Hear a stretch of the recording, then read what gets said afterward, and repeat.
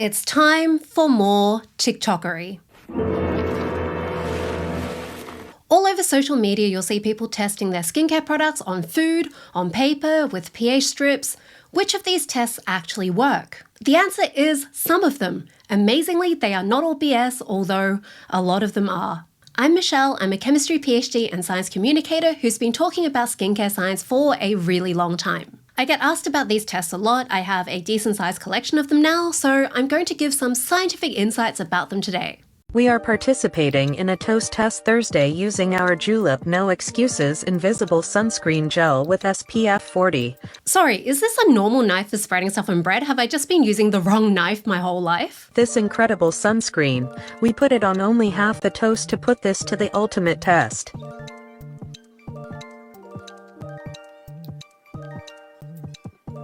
We have put in the toaster oven to test and it worked. As you can see, the half that we put it on is not burned. Okay, this is pretty silly and I'm sure a lot of you realize this. The reason toast and other foods turn brown is because of heat causing a reaction which is called the Maillard reaction. This is when sugars and amino acids react to form brown chemicals, and it happens in lots of food like meat and baked goods.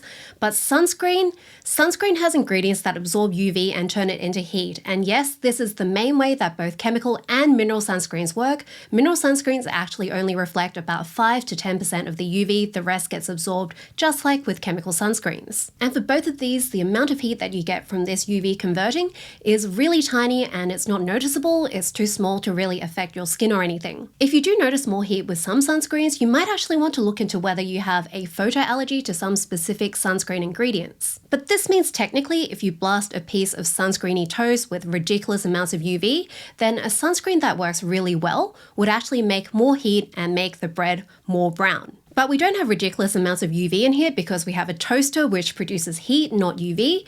So what this is actually testing is which side of the bread has more water. The main ingredient in most sunscreens and most skincare products is water, and water is special because it has a high specific heat capacity. What that means is it is really good at absorbing heat without itself heating up, so you have to put a lot of heat in to get water to turn hot. On a microscopic level, heat is basically just molecules jiggling, so something that heats up really quickly like a metal, that jiggles really well if you poke it just a little bit. It's sort of like jelly. Water is on the other end of the scale. It is more like a block of wood. To get it to jiggle a lot, you need to just continually poke it. You have to put in lots of heat. That means if you did this experiment with a moisturizer that had no UV protection at all, but lots of water, it would probably also keep the bread unburnt. I mean, even water would probably do this. So this is like a 0 out of 10, 0 out of 100, very not good test for UV protection. It's really annoying because this kind of test that clearly operates on a different principle, it's heat versus UV, but it gives the right result.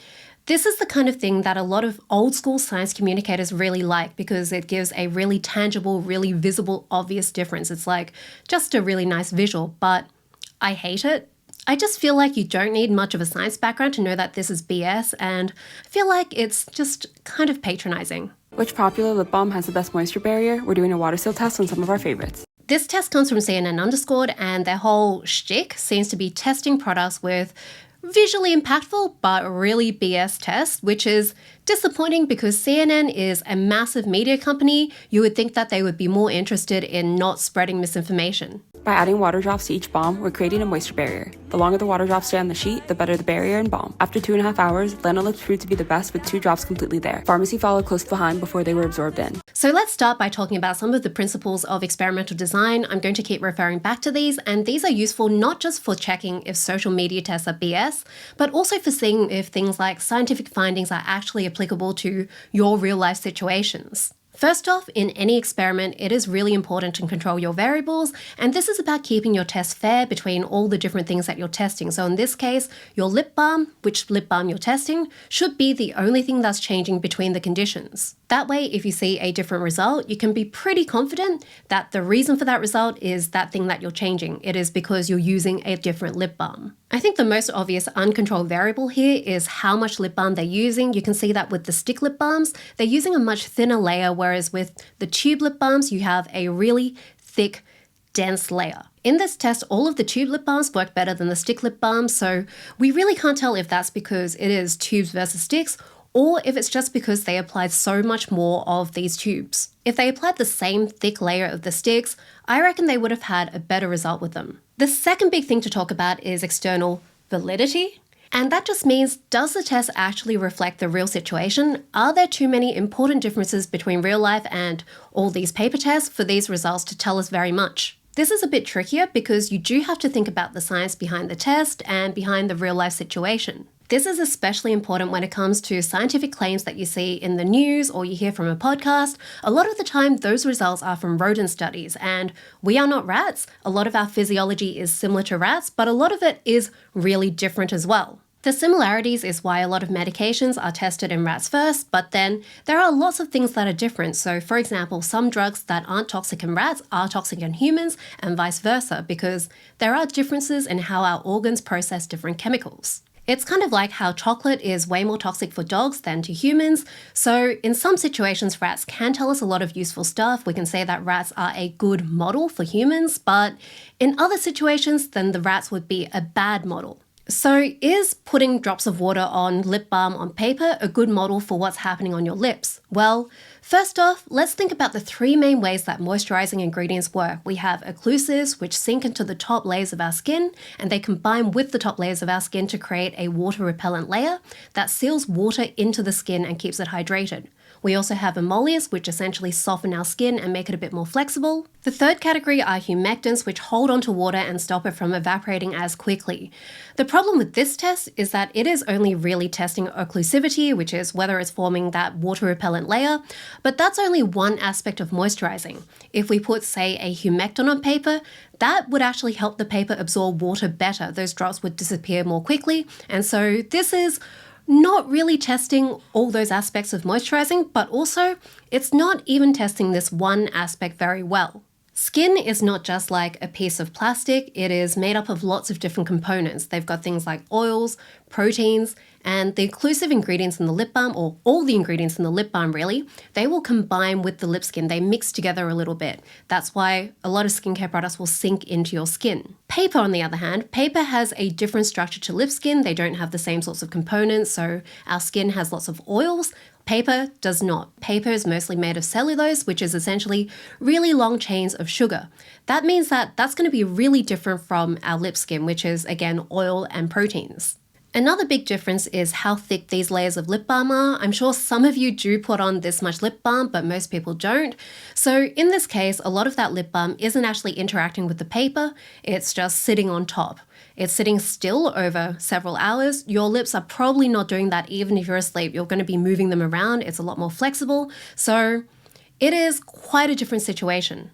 I think that's also why the application of the sticks is so different. They have a piece of paper on a hard surface, and then they've got the stick going there. When you put your stick on your lips have a bit of flexibility, a bit of give, and so your lip skin kind of wraps around the stick. So I would say this is a good test if you need to protect a piece of paper against 3 drops of water for some reason. Not sure your reason, I don't know your life, but it's not really a good test for how well these things hydrate your lips. I think this kind of dodgy test does tend to go viral because it is a lot harder to tell if a lip balm is actually working on your skin than it is to see if CNN's video is showing drops of water sitting on top. I think it comes down to people wanting a more objective way of being able to confirm if a product works or not, to sort of cling to. The problem is these tests don't actually tell you anything useful, even though they feel like they're giving you a bit more certainty. It's like if I told you if the packaging is blue or green, it's a good product. If it's red or yellow, then it's not. That is a clear guideline, but it is obviously BS. The difference with these tests is that it is just less obvious why it's BS. Reality just doesn't really like giving us black and white answers, and us as humans, we aren't really comfortable with that. I am, because I'm built different. No, it's just because I know too much now. These comforting lies don't work on me anymore. Like and subscribe to dull the pain of existence. Apparently the button does like a little sparkle when I say that now. Let's test Vaseline pH level.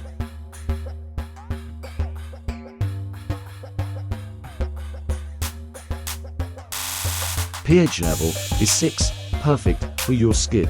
Okay, so there has been this trend of people testing the pH of their products and saying if it's good or bad, if it works or doesn't work. And again, it is not as useful as people are making it out to be, but it is especially bad for Vaseline. First, we need to talk about how pH strips work, and no, I have not worked out a better whiteboard system yet. pH tells you how acidic or basic something is. Low pH means that it is more acidic, whereas high pH means that it is more basic or alkaline. pH 7 is neutral, and this is actually based on how many hydrogen ions you have floating around. If you have more hydrogen ions, it is more acidic. pH strips, like the ones she was using in her test, they have chemicals in them called indicators, and every indicator can be 2 different colors. So when there's more of the hydrogen ions floating around, then hydrogen ions will attach to the indicator, and there'll be one color. In my example, it's more red.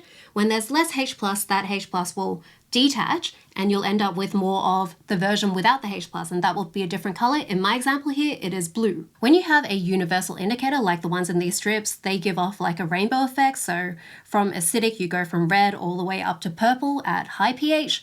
That's because there are multiple indicators within the strip, and those all change color at different pHs. And when you add the colors together, then you get all these different colors in the rainbow. But you need to have the right conditions for these molecules to change color at the right pH with the right amount of hydrogen ions. Otherwise, this code on your rainbow won't give you the right number. It just won't match this key. And one of the things you really need is water. If you don't have enough water, then the charged things, whether it's one of these indicator ions or the H+, they just don't want to form no matter how acidic or basic it is. So it's just not going to want to change to the correct color. So if you have this very acidic, water-free 30% vitamin C formula and you put it on a pH strip, then you swipe it on and it stays yellow. So that means that if we go to our key, it actually looks like it is like pH 5. Now we know that water is neutral, so if we add water to this very acidic thing, we would expect it to go towards 7, so towards green. But if we do it, let's hope that this actually works. Yay, that PhD in chemistry means something. So you can see that it's actually turned red, so it's probably like pH 3 or 4. So that's a bit weird because we added water and it actually went more acidic. And the reason it did that is just because all of these keys don't work because we didn't have water. We messed up our key because of that lack of water. Things did not make sense. So because Vaseline doesn't have water, it also shows pH 5 to 6. Pretty much anything without water is going to show that. So yeah, this test just doesn't mean anything. And even if you do have water, pH only tells you about one tiny aspect of a product, the hydrogen ion concentration. Products are really complex. You can't really say if something is going to work or not just based on pH. Knowing the pH can be useful for a handful of products. I would say for cleansers, if your skin is sensitive to cleansers, then there are studies showing that a high pH can disrupt your skin for a longer period of time and can lead to more pimples. It can also be useful for really simple acid products like chemical exfoliants. Generally, if you have a lower pH and a really watery alpha hydroxy acid like glycolic acid or lactic acid, then a lower pH is going to work better. But otherwise, pH generally doesn't tell you that much, and sometimes if you rely too much on pH, it is actually counterproductive and it will get you to choose worse products. For example, a while back, there were a few skincare content creators who were saying that vitamin C in L-ascorbic acid form, if it was a pH above 3.5, then it wouldn't work. And this was mostly based on a single sentence in an old paper from 20 years ago. I've talked before about how papers are written for an academic audience who understands the background science of a topic, like in my rosemary oil video, so you can't just take a single sentence like this at face value. It is true that you need low pH for very simple formulas, but the whole point of researching new drug delivery methods is to widen the conditions where you can get ingredients to get into skin. I'm pretty sure if you asked the authors of this paper if newer delivery systems could get the LAA into skin at a higher pH, they would probably be like, obviously. They did not intend this sentence to be taken as gospel forever. So a couple of years back, L'Oreal launched this vitamin C serum which failed these pH tests, but it was actually meant to because the low pH nature of most vitamin C serums has always been a problem. It can be really irritating. If you look through vitamin C studies and patents, you can actually see that lots of skincare companies, including L'Oreal, have been trying to formulate higher pH vitamin C products for a while because it is a problem. A lot of people can't use vitamin C for this reason.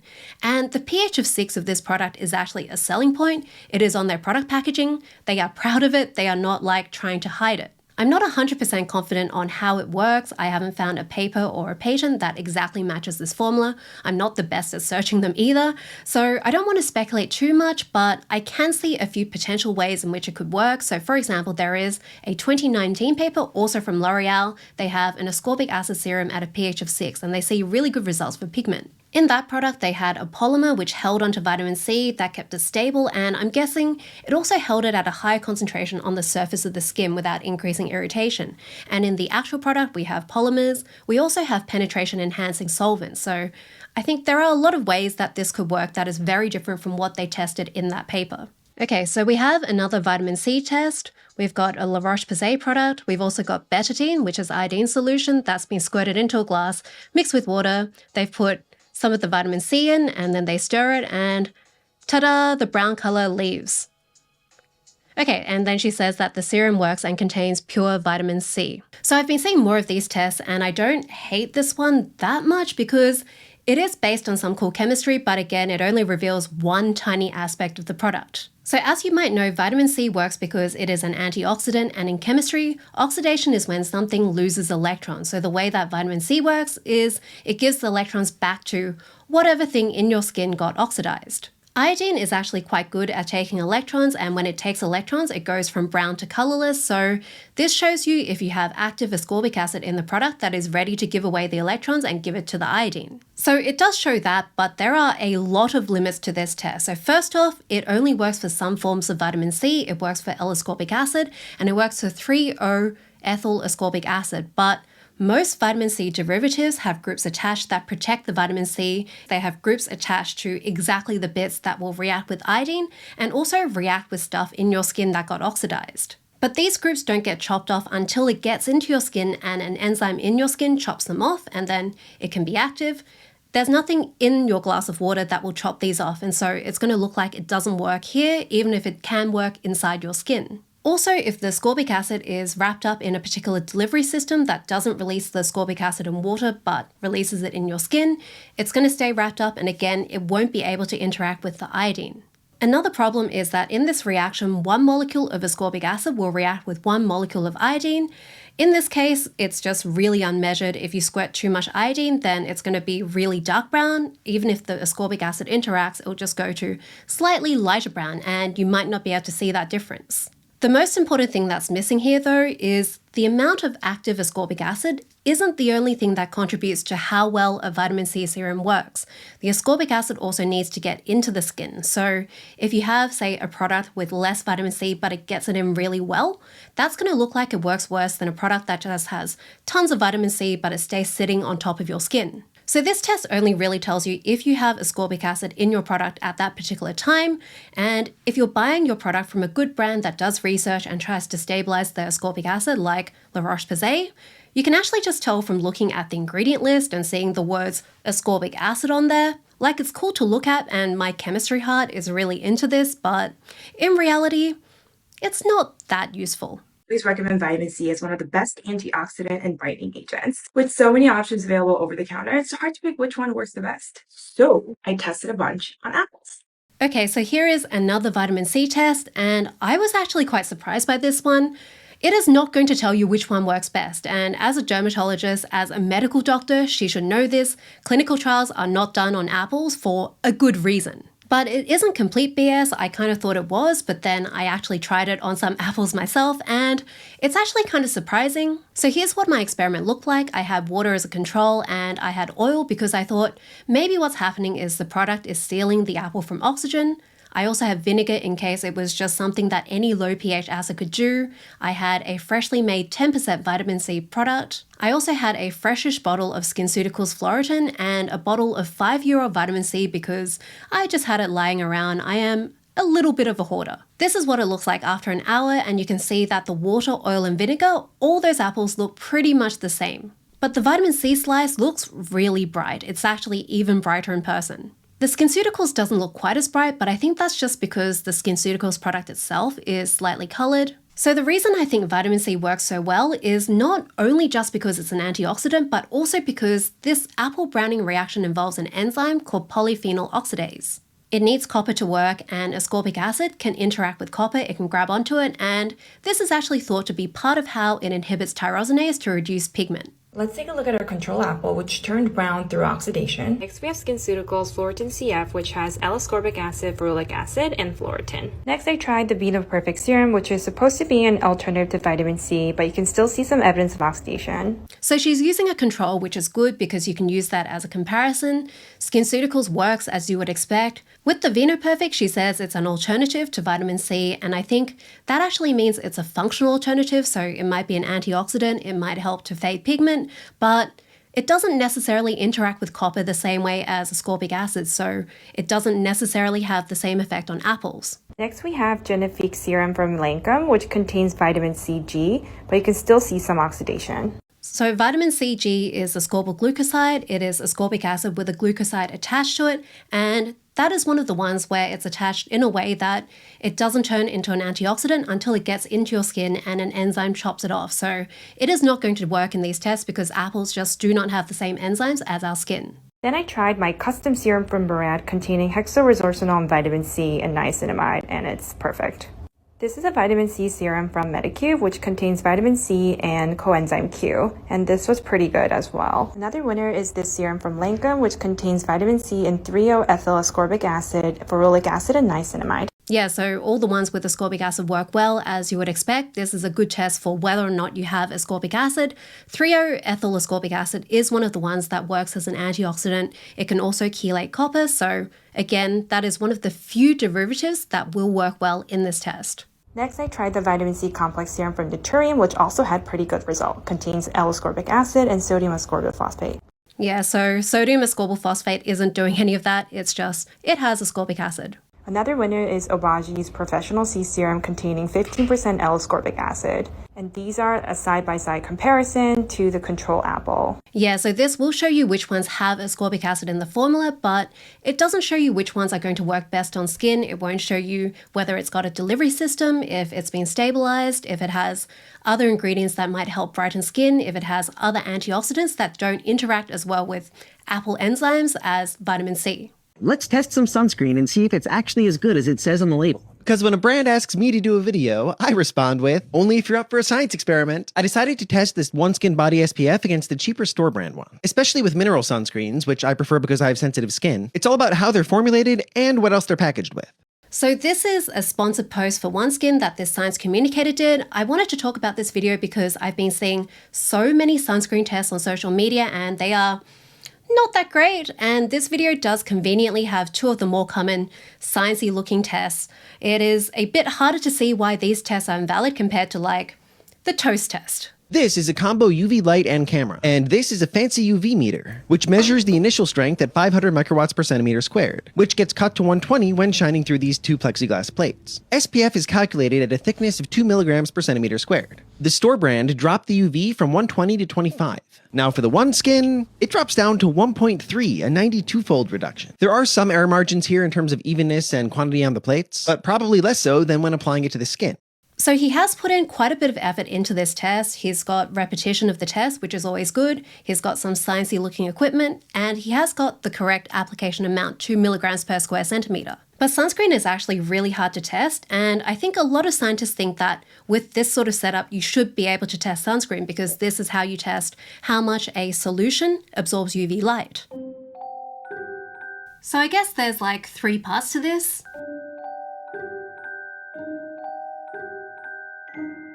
You have the UV light source, which in real life is going to be the sun. You have a sunscreen film, and then you have a detector. So the sunscreen is going to filter out a lot of that UV. The detector works out how much is left over. And in real life, this is going to be human skin that turns red. And if you don't get all 3 of these parts right, then your final SPF is not going to be correct. And it turns out the hardest bits are probably getting the sunscreen film correct and also the detector. And this is actually why for the longest time, the only official way to reliably test UV was on human volunteers with the sunscreen on their skin. This is actually not the hardest. You can use a type of UV light called a sun simulator. It pretty much just puts out the same UV wavelengths as the sun. But the problem is that testing on human volunteers is really expensive and not entirely ethical because we know that burning can contribute to skin cancer. But it's not like scientists haven't been trying. They've been trying for probably about, maybe 3 or 4 decades, but it is only literally now that there have been 2 new methods developed for testing SPF reliably enough that it can be used on sunscreen packaging that doesn't involve burning volunteers very slightly.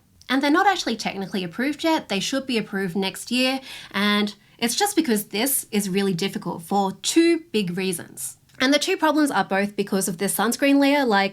It is like the lowest tech part of this setup, so you would expect it would be the other things, but no, it is literally just sunscreen is complicated. Well, really, it is that human skin is complicated because the first thing that happens is first you spread the sunscreen on skin, and there are quite a lot of complicated things going on. Human skin, if you zoom in with a microscope, it is bumpy and it has a particular texture, it has a particular flexibility, so the way that the sunscreen spreads on skin is pretty unique. With the new methods, they're using special plates, and in the new method that doesn't involve human skin, they actually have to use 2 different plates because they couldn't get 1 plate to replicate skin well enough. They actually had to get 2 plates and then use the second plate to mathematically do, magical mathematical things to the first plate's measurements to get it to approximate human skin. The other method still gets you to spread the sunscreen on human skin and then shine light at it to get measurements on how it spreads because, human skin is really cool, but really annoying. There's also how you go about spreading it, and in the old method, there was a whole bunch of instructions on using little drops and spreading it left and right, up and down with a particular amount of pressure.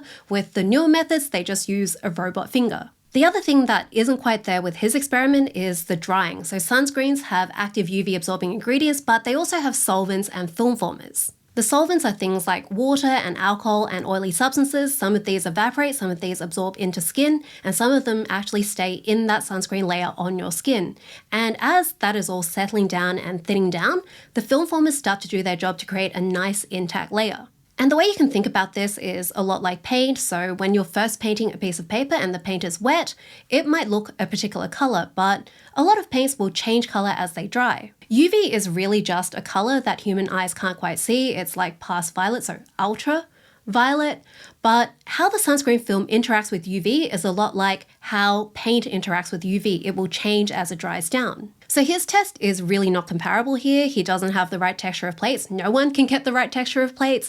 And he is squishing it, so he's not letting the sunscreen dry like it normally would. So with the sunscreen film, the problem is poor external validity, but we actually also have problems with the light and the detector here as well. I know so much about sunscreen and I am an amateur. There are proper sunscreen scientists out there who have forgotten way more than I have ever learned, so imagine what they're like at parties.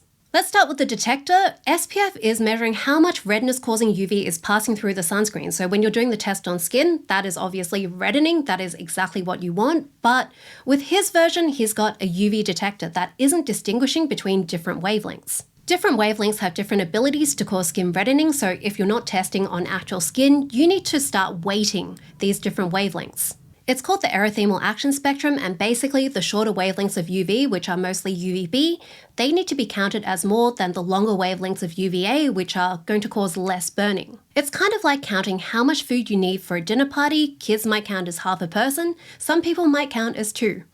Probably me. The UV light he's using is from this UV camera, and I'm pretty sure that is an LED. LEDs for cameras are usually just putting out a really narrow band of UVA, which again is not mainly the type of protection that SPF is measuring. I'm pretty sure I know more about sunscreen than I do about my PhD at this point.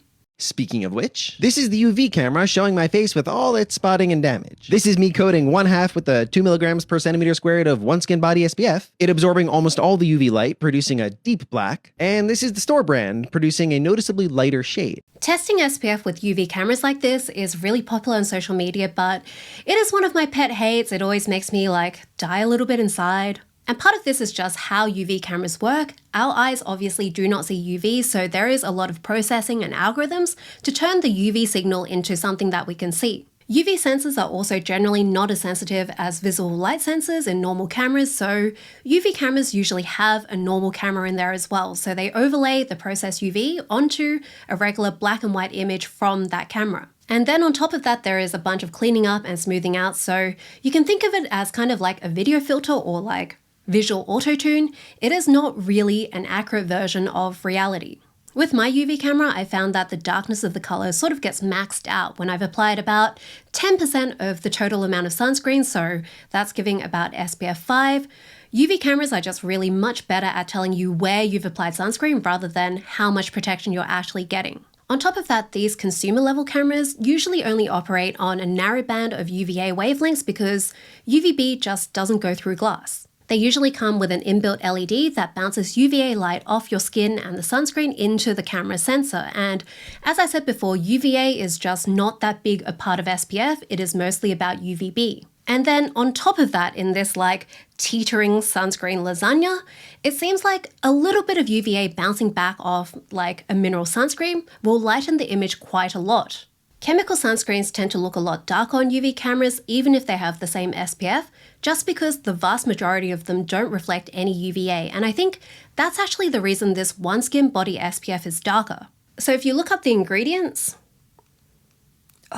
clean, gross. The second ingredient in the inactive ingredients is butyl octosalicylate, which is an SPF booster, and it essentially works the same way as octosalate. It has the same structure, it has the same conjugated system that will absorb UV. I'm not sure what the other sunscreen is, maybe it has some too, maybe it doesn't, maybe it just has less. So overall, these are just not good tests for SPF, and I don't really think you can do a good one at home. The best test is really just looking at the SPF number on the label, because by law, that has to be measured using a standardized method, which right now is the ISO 24444 method on human skin, or the very similar FDA method. If you're going to try testing it yourself, I would recommend getting a copy of the ISO method and following it to the letter. There are standard sunscreens that you can also measure to see how good you are at reliably getting SPF measurements. You can also send it to an approved lab who can test it for you because they are much more trained in actually doing these tests. And if we just think realistically, sunscreen scientists have been working on these new methods for decades. I think once you realize all of this background, it just becomes really obvious how unlikely it is that you at home with your relatively cheap equipment, with your relatively little experience, you're just probably not going to get a result anywhere near as good as the regulated efficacy number on the label of a regulated drug product. And yet in normal light, the store brand leaves an annoying white cast on my skin, which is super common with cheaper zinc oxide sunscreens, while the OneSkin absorbs smoothly. Okay, so this bit I think is actually really useful information. This is actually something you can review better than the label or the product description. White cast is really annoying, and it's a really big reason why people give up on using particular sunscreens. So if OneSkin have managed to make a mineral sunscreen that has less white cast than most other mineral sunscreens, possibly because they are using an SPF booster, that could make this rather expensive sunscreen worth it for some people, but it is only SPF 30, white cast is usually not that big a problem for those, and his skin is quite light. These are the viral makeup products that are acne safe and the ones that are not. Starting off with the Flawless Filter Foundation by Charlotte Tilbury. You will hate me for this one because it's a no, unfortunately. It has poor cogging ingredients, so don't use it. I really hate these videos that are like giving black and white ideas of which products are going to give you pimples or not, because this just has been debunked so many times. I see these pushed by particular estheticians, not all of them, a lot of them are very good, but it is a certain subset, and I feel like they have to know that this isn't based on good science, but some people just keep doing these videos because they do get a lot of views. These are some of his most viewed videos. So these product ratings are based on homogeneity ratings of the ingredients in the products. So if the product contains enough ingredients that are rated high, so rated 4 or 5, then these people will say things like, no, you can't use it, it will definitely break you out. But you can tell that this system doesn't work if you just like scroll down to the comments of the video, because you always see tons of people saying, well, this product doesn't break me out, but should I chuck it out? Should I stop using it? And this is like so upsetting to me. Like, I have a PhD, I was on a student income for a really long time. It is just really upsetting to me in like the money part of my brain that these people are chucking out perfectly good products that work for them because they saw some guy tell them in a video. It just really hurts my money part as well as like the sustainability part of my brain as well. The reason this doesn't work is again because of external validity. The studies that these lists are based on just do not translate very well to how you use products on your skin. Some of these numbers come from putting the ingredient on rabbit ears, some of them put the pure ingredient on someone's back and then cover it up with a bandage, and that is just not the same as putting a product on your skin. Ingredients don't interact the same way with your skin when it's mixed with a bunch of other ingredients. It's also not at 100%. Most ingredients are probably at 5% maybe. It's also not covered up, and covering things up usually makes it go into your skin more. It makes it more likely to clog your pores. And of course, we have people with lots of different sensitivities. A lot of people can put pure coconut oil on their face and it's fine, even though it is rated at a really high homogeneity. This thick texture product breaking people out thing has also been debunked.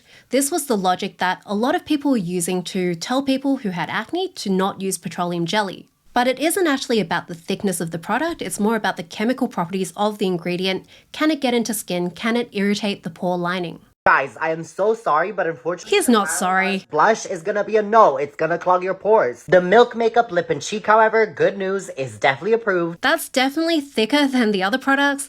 He has to know, like, maybe he doesn't. I don't know.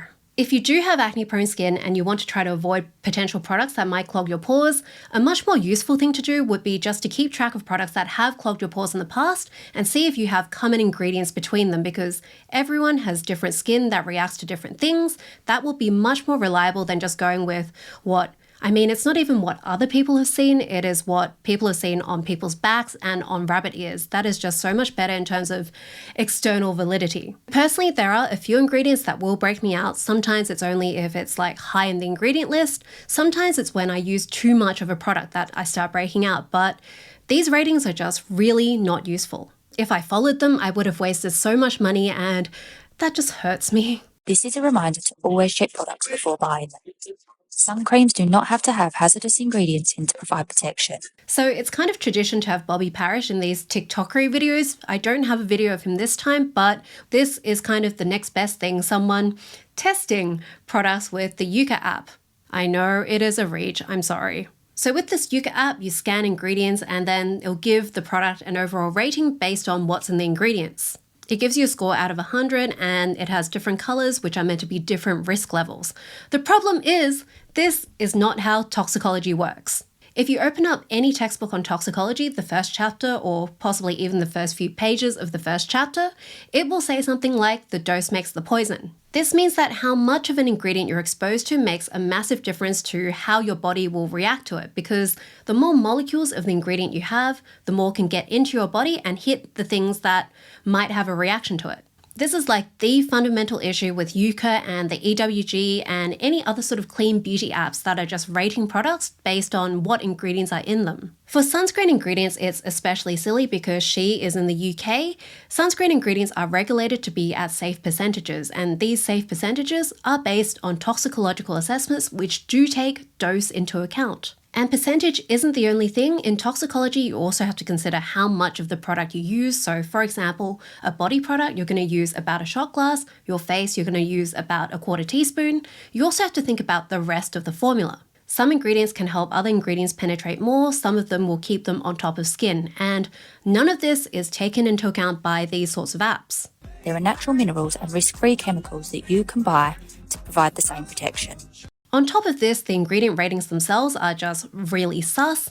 Most of it is just based on the appeal to nature fallacy. And that's exactly what she's saying here. She's making the assumption that natural means that something has no risk, and that is just a lie. Nothing is risk-free. Anything can be risky depending on the dose as well as the route of exposure. So inhaling a bucket of water is really bad for you. Mineral sunscreens can definitely be risky. For example, titanium dioxide was banned in spray sunscreens in the EU because of inhalation risk. There was also this bizarre reel I saw recently where some sunscreen brand owner was just eating her zinc sunscreen, and I calculated the amount. It was too much. Zinc is a heavy metal. It can interfere with particular enzymes in your body, and your body needs enzymes to work. They are like machinery.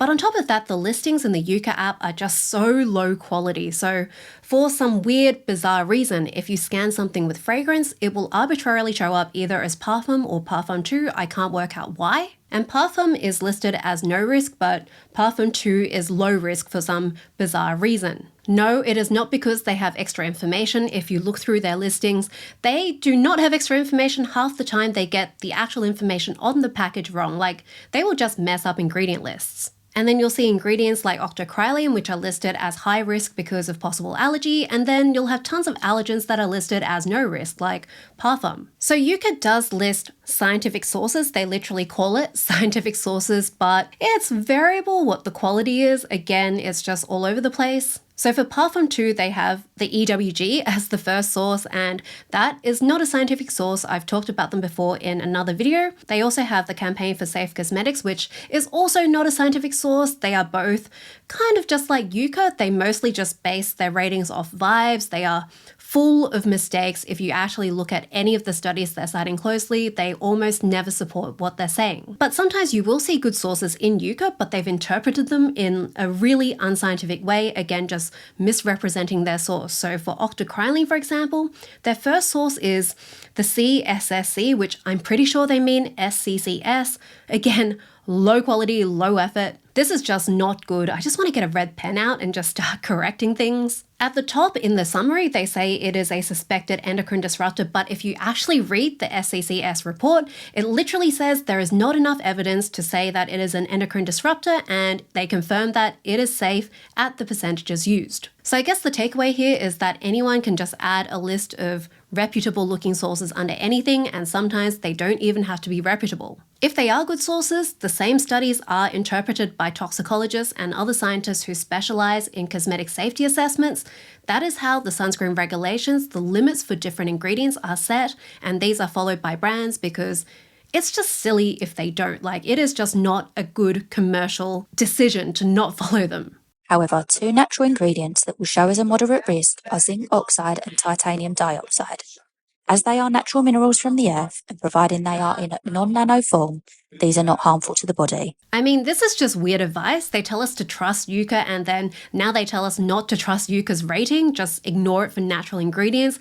How do we know that other moderate risk ingredients also can't be just ignored?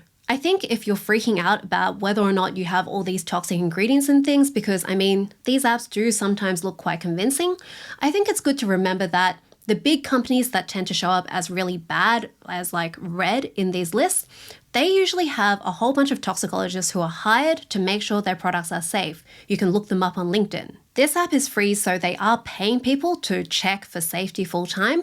If we do put on like our conspiracy hats and think about it, if this app does work and companies are evil and they don't care about our health, they just care about money, then why don't they just fire the toxicologist and use the app? Like, it just doesn't make sense in terms of, even if you are thinking down this conspiracy logic line. I mean, it's not like I think companies are benevolent and care tons about our health, but there are actually legal consequences and liability to putting out dangerous products. That is why they hire toxicologists. It is just a commercial reality that not killing your customers is good business practice. If you do kill your customers or harm them, there is legal liability, there is loss of reputation. It costs a lot more also just to acquire a new customer than it is to get a returning customer. In general, it's safe to just use products from companies who know what they're doing. Most products in well-regulated marketplaces are safe according to actual current scientific evidence, not this, I don't know where they pull this out from. Last time I checked, Yuka did not have a scientist on staff, so I don't know, someone is just writing great fanfic. Okay, so this is just like a weird group of ads I started getting on Instagram and Facebook, and they come from a board-certified dermatologist called Dr. Dana Ellis. All the captions say things like, as a dermatologist, I've tested dozens of hyaluronic acid serums. Here are the top 5 serums that actually work. And I guess in these videos, she is just showing her tests. I thought we could just watch these together because it is just really bizarre. Like, she never actually explains what's happening in these videos. There's no voiceover, like what you're seeing now, this is it. In this one, I'm not really sure if this is cotton wool or fairy floss, but for some reason, if your hyaluronic acid serum is not collapsing the cotton wool, then it is going to cost you. And then we have a pH test, and now we have little stumps. I'm not really sure why we're testing hyaluronic acid on little stumps. I'm not sure where she got these stumps from. I feel like buying these stumps would be the thing that would actually cost you. And then we have Tide Pods. I guess at least this one is a bit more imaginative. Like, I don't know if your Tide Pods, are these Tide Pods? I don't know what a Tide Pod actually is. I only buy non-brand name things, I think, because I'm a cheap ass. But like, why is not popping it gonna cost you? I don't know the logic, and she never explains it. Okay, we've got iodine. Like, this is a fun test. Like, I enjoy it. But again, she just doesn't explain anything, and like, you're meant to conclude that one of these is better. So I looked a little bit further into this. And okay, so we've got Fairy Floss again. It seems like these are meant to be ads for like the brand with the squiggly bottles on the end there, but I mean, just from watching that, you would not be convinced to buy the squiggly brand. And of course, when I tracked down some blog posts that this dermatologist wrote about which serum is the best, she goes on about the EWG and clean beauty. I don't know, I feel like these tests are beyond even what the EWG would try to claim is a good idea. I just feel like ads should make me want to buy the product and not feel like I'm hallucinating, but I don't know, I'm not really a marketing expert. Anyway, I guess I kind of love videos like this, to be honest. Like, I feel like these videos are the platonic ideal of what these testing videos should be.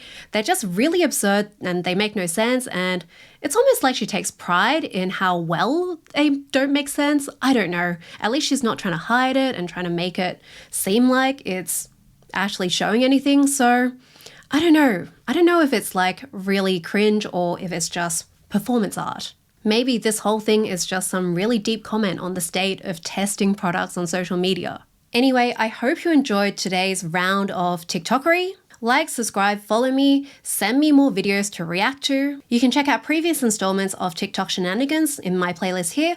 Also, please send me any sort of advice for dealing with this whiteboard situation, and I will see you next time, possibly still with the whiteboard situation not sorted out.